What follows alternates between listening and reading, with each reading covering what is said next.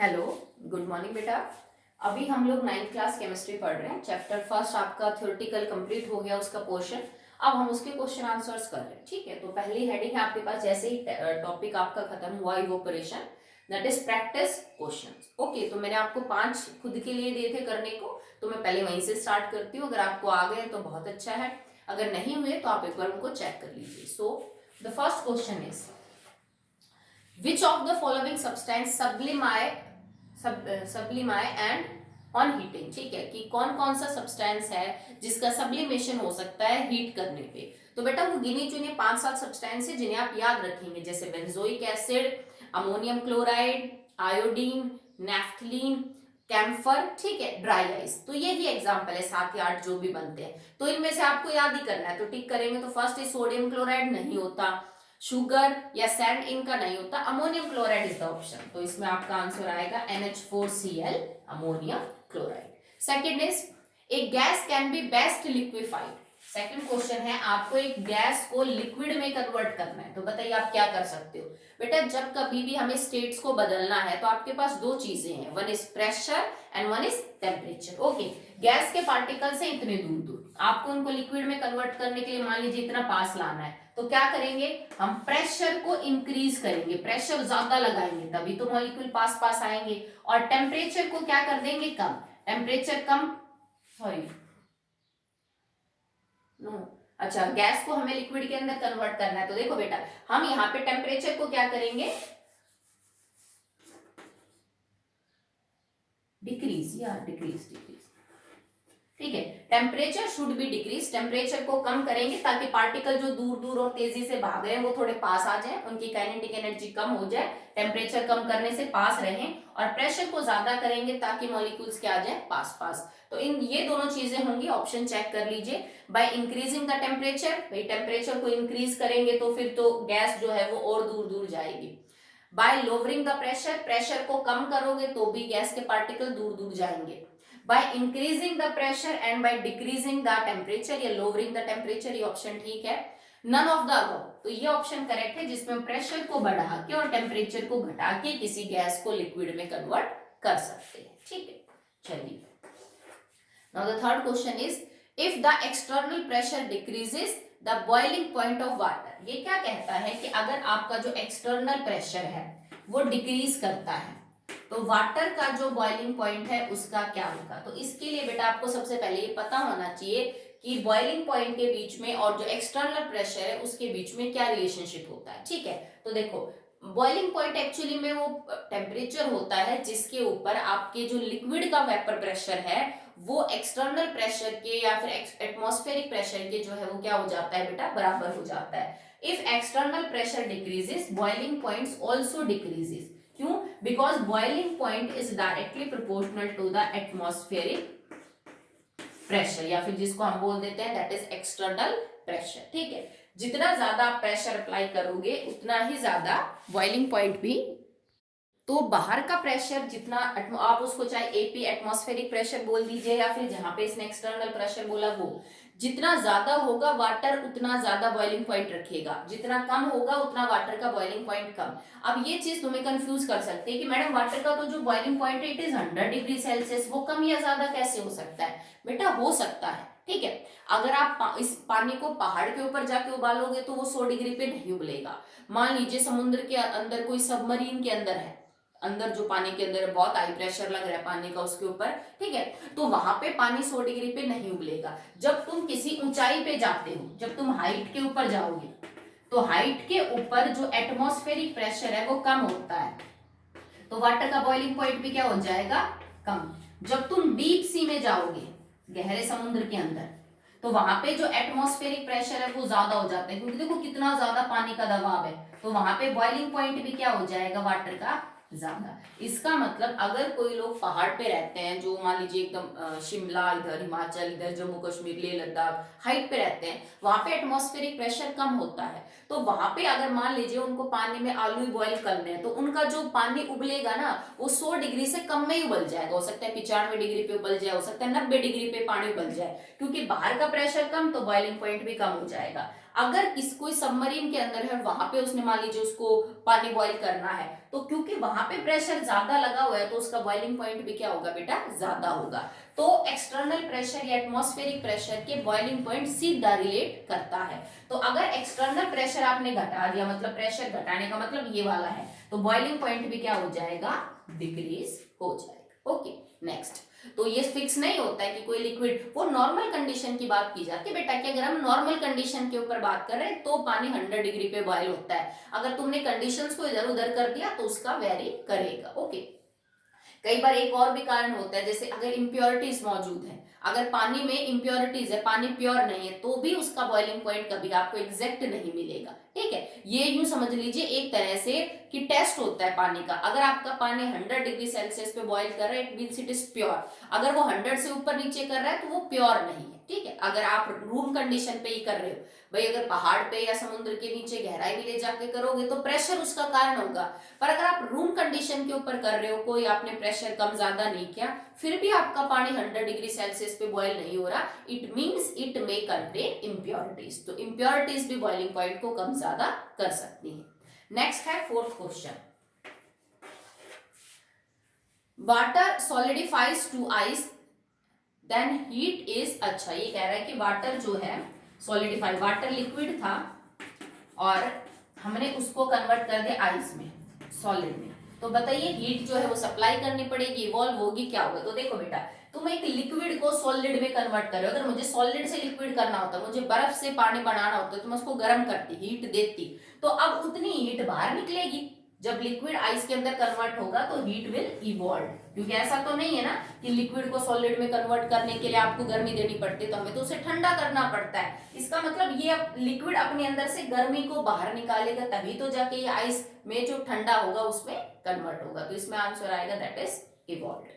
तो ये तो 4 क्वेश्चन हो गए आपके। चलिए अगला देखते हैं फिर।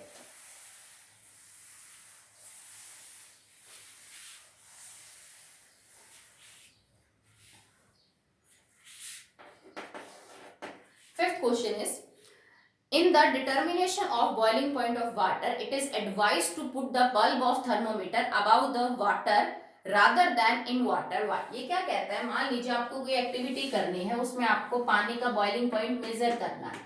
ओके, और ये कहता है कि अगर आपको मेजर करना है तो हमें इसके अंदर थर्मामीटर डालना पड़ेगा। ये कहता है कि ऐसा क्यों बोला जाता है कि थर्मामीटर का जो बल्ब है ना, वो आप थोड़ा सा ऊपर रखिए पानी के लेवल से। Usually it is 3 to 4 centimetre about the water level, 2, 3, 4 centimetre आप ऊपर रखिए पानी के लेवल से, पानी के अंदर मत डुबोइए। या फिर इसको बॉटम पे टच मत करिए कि मैडम इसके हमने इसको छोड़ दिया नीचे और इसका जो बल्ब है वो बॉटम के अंदर जो है वो टच हो रहा है, क्योंकि अगर बॉटम में टच रहेगा ना तो नीचे से तो तुम हीट कर रहे हो।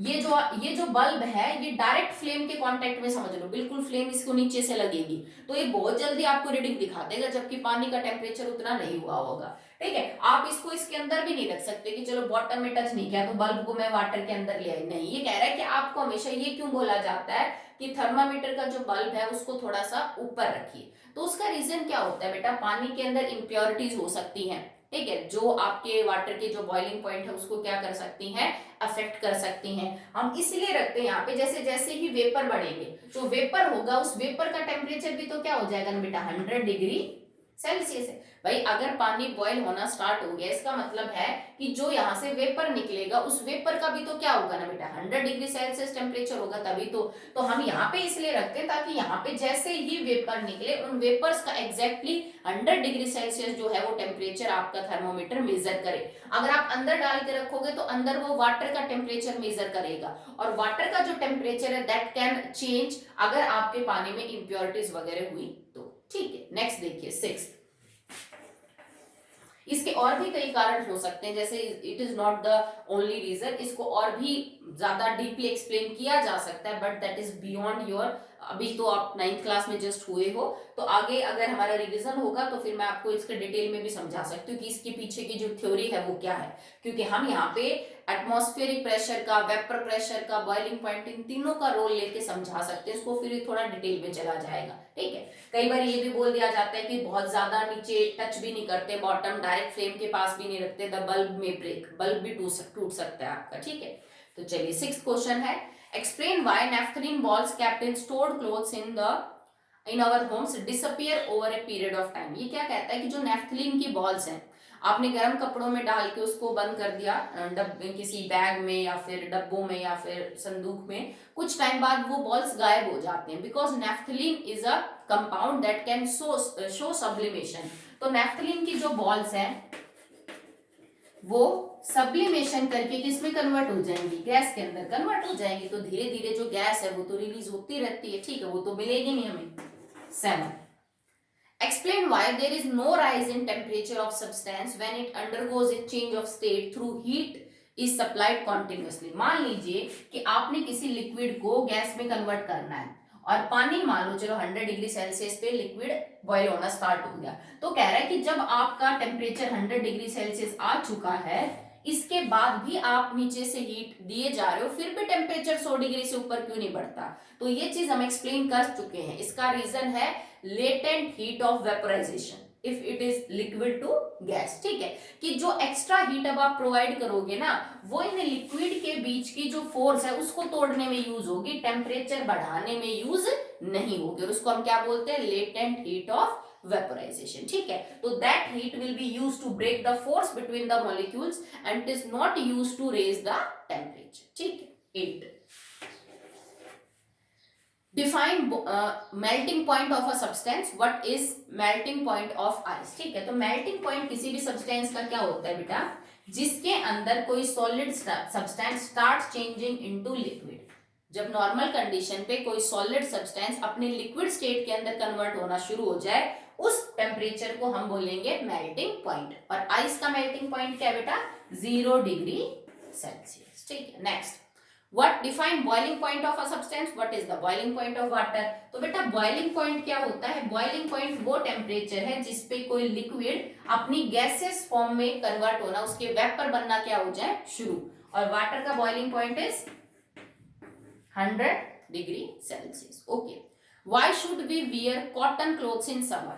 तो कह रहा है कि हमें गर्मियों में सूती कपड़े क्यों नहीं पहनने चाहिए, क्योंकि जो सूती कपड़ा है गर्मियों में हमें पसीने आएंगे। सूती कपड़ा जो है वो पसीने का बहुत अच्छा एब्जॉर्बर है, पानी का बहुत अच्छा एब्जॉर्बर होता है, वो पसीने को सोखेगा, पसीने को सोखेगा, आपका कपड़ा जो है गीला होगा, वो गीला कपड़ा बाहर एनवायरमेंट हवा के कांटेक्ट में आएगा। ठीक है, उस गीले कपड़े पे से उस पसीने का इवोपरेशन होगा, और अगर पसीने का इवोपरेशन होगा तो इसका मतलब ये हुआ कि जो हीट है वो जा रही है, तो यू विल फील कूलर, आपको जो है वो ठंडा महसूस होगा। तभी बोला जाता है कि सूती कपड़े पहनो, ठंडा रहेंगे। अगर आप कोई सिंथेटिक कपड़ा पहनते हो जो आपके पसीने को एब्जॉर्ब भी नहीं कर पाता, तो वो आपके पसीने को बाहर एटमॉस्फेयर को अवेलेबल नहीं करवा पाएगा, तो उसका इवोपरेशन भी नहीं होगा। और अगर पसीने का इवोपरेशन नहीं होगा तो आपको इवोपरेशन कॉजेस कूलिंग वाले, उससे आपको ठंडक भी नहीं मिलेगी। ठीक है। 11th, Why do we see water droplets on the outer surface of glass containing ice cold water? अगर आपके पास बर्फ का पानी, आपने बर्फ की क्यूब्स डाल रखे हैं, अच्छा खासा ठंडा पानी है, उसके बाहर की तरफ कई बार आपको देखा होगा कि चाहे प्लास्टिक के उसमें डालो या स्टील के में, कांच के में, बाहर की तरफ पानी की बूंदे आ जाती हैं। इट डज नॉट मीन कि पानी लीक हो गया है। वो किस लिए होता है बेटा, क्योंकि बहुत ठंडा है फिलहाल जो वाटर है, वो कंटेनर बहुत ठंडा है जिसमें आपने पानी रखा हुआ है, और एटमॉस्फेयर के अंदर वाटर वेपर घूमते रहते हैं। तो एटमॉस्फेयर के वाटर वेपर जब इतने ठंडे पानी के कांटेक्ट में आते हैं तो वो गैस से किस में कन्वर्ट हो जाते हैं, लिक्विड में। भाई अगर आपको गैस को लिक्विड में कन्वर्ट करना है तो मेरे को टेम्परेचर क्या करना पड़ता है, कम। ठीक है, और उतना कम टेम्परेचर उसको ग्लास के पास मिलता है, तो जैसे ही ग्लास के बाहर से वो टकराएंगे वाटर वेपर, उतने ठंडे टेम्परेचर से they will convert into the liquid state. Okay, next, इसका बी पार्ट है, which contains more heat, 1 kg of water at 100 degree Celsius, 1 kg of water at 100 degree Celsius, या फिर बात करें अबाउट 1 kg of steam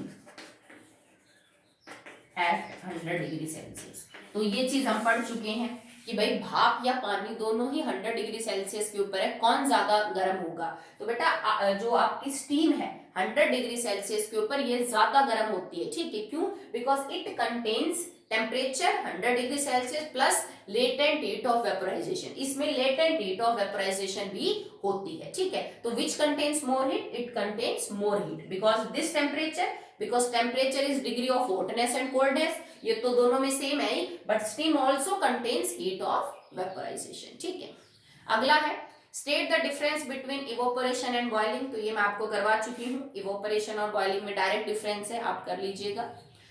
अगला है explain why when the humidity of air is low then the rate of evaporation is high.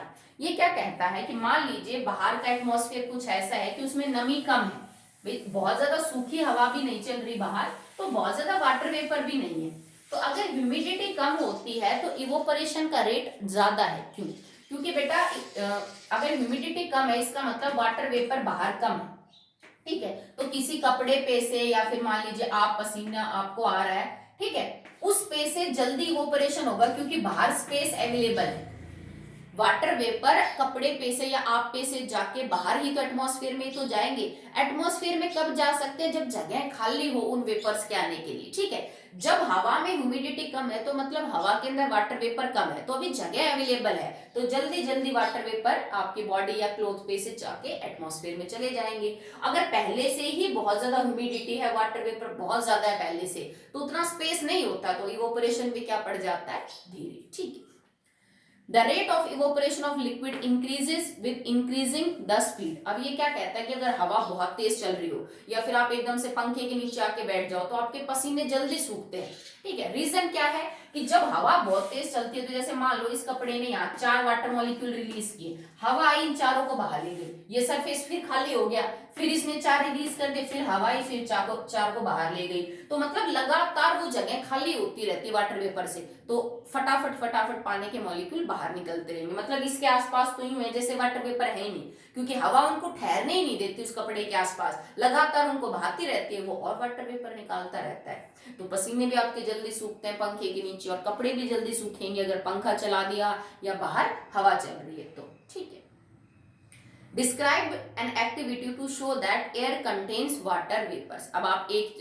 Activity को करके दिखाइए जिससे आप ये बात प्रूव कर सकते हो कि हवा के अंदर जो है वो वाटर वेपर्स होते हैं। बड़ी सिंपल है, ठीक है। चलो ये मैं आपके लिए छोड़ती हूँ, आप करके दिखाना। वैसे कोई जरूरी नहीं है जो आपकी बुक में मेंशन कर रखी हो वही हो, या फिर आप किसी एक बच्चे को जो हो गई वही सबका आंसर, नहीं, आप अलग अलग समझा सकते हैं, अलग अलग आंसर हो सकते हैं सबके। ठीक है, next 14th question, explain briefly interconversion of states of matter on the basis of kinetic theory of gases with the help of a diagram. अब आपको काइनेटिक थ्योरी ऑफ गैसेस के हिसाब से ये बात एक्सप्लेन करनी है कि इंटरकन्वर्जन ऑफ स्टेट कैसे होता है। काइनेटिक एनर्जी होती है बेटा 12mv²। और देखो, अगर आपको सॉलिड को लिक्विड में कन्वर्ट करना है, लिक्विड को गैस में कन्वर्ट करना है, तो क्या सॉलिड के पार्टिकल्स की काइनेटिक एनर्जी सबसे कम, क्योंकि उनके बीच में जगह ही नहीं है, वो मोशन कहाँ करेंगे। ठीक है, तो अगर आपको सॉलिड से लिक्विड के अंदर कन्वर्ट करना है, इसका मतलब आपको काइनेटिक एनर्जी कम करनी है पार्टिकल्स की कि ज्यादा। ज्यादा, भाई सॉलिड के पार्टिकल तो बड़े पास पास है, लिक्विड के थोड़े दूर है, तो इनकी काइनेटिक एनर्जी ज्यादा है। और काइनेटिक थ्योरी ऑफ गैसेस कहती है काइनेटिक एनर्जी टेम्परेचर के डायरेक्टली प्रोपोर्शनल है। अगर आपको काइनेटिक एनर्जी बढ़ानी है तो आप टेम्परेचर बढ़ा दो। तो अगर मुझे सॉलिड को लिक्विड में कन्वर्ट करना है, मतलब कम काइनेटिक एनर्जी से ज्यादा काइनेटिक एनर्जी करनी है पार्टिकल्स की, तो मैं टेम्परेचर क्या कर दूंगी? ज्यादा। तो we should increase the temperature, तो टेम्परेचर को इंक्रीज करके आप ऐसा कर सकते हो।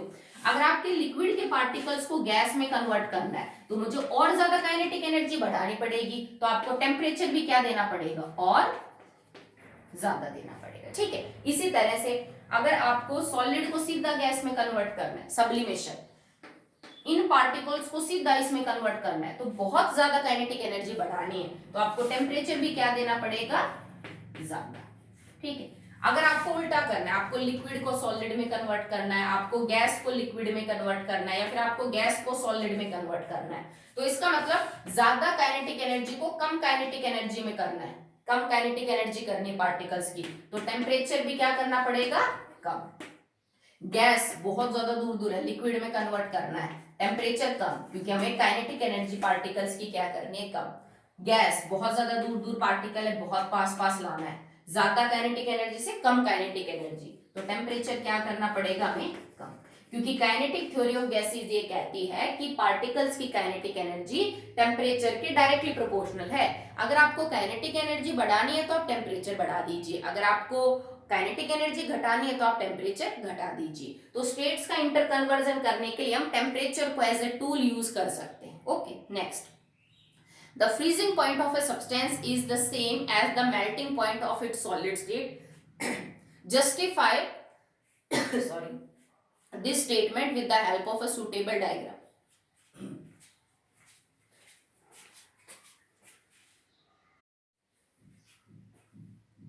So the next question is, the freezing point of a substance is the same as the melting point of its solid state. जैसे पानी का एग्जांपल ले लेते हैं भाई, वाटर का जो फ्रीजिंग पॉइंट है दैट इज 0 डिग्री सेल्सियस, और बात कर रहा है about the melting point of its solid state. तो इसका मतलब आइस का मेल्टिंग पॉइंट क्या है, दैट इज 0 डिग्री सेल्सियस। तो कह रहा है कि दोनों में फर्क क्या है।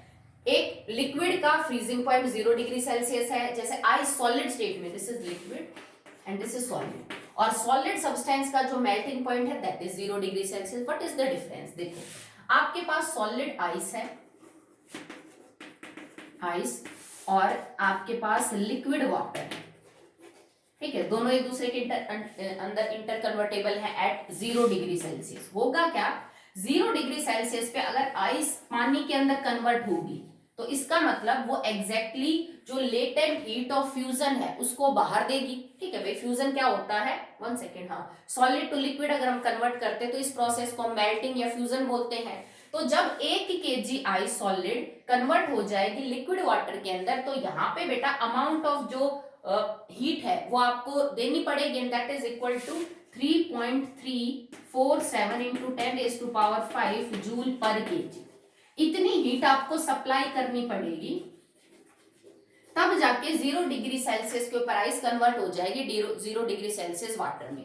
बट अगर आपको 0 डिग्री सेल्सियस वाटर को कन्वर्ट करना है 0 डिग्री सेल्सियस ऑफ आइस में, तो प्रोसेस आपने उल्टा कर दिया, आप लिक्विड को किस में कन्वर्ट कर रहे हो, सॉलिड में। Now the process is solidification, तो आपको 3.347 into 10⁵ joule per KG heat सब क्या करनी पड़ेगी, एक्चुअली में इट रिलीजेस, इवॉल्व होगी। बस तो इतना ही फर्क होता है कि 0 डिग्री सेल्सियस आइस और 0 डिग्री सेल्सियस वाटर में क्या कनेक्शन है, एक का फ्रीजिंग पॉइंट, एक का मेल्टिंग पॉइंट।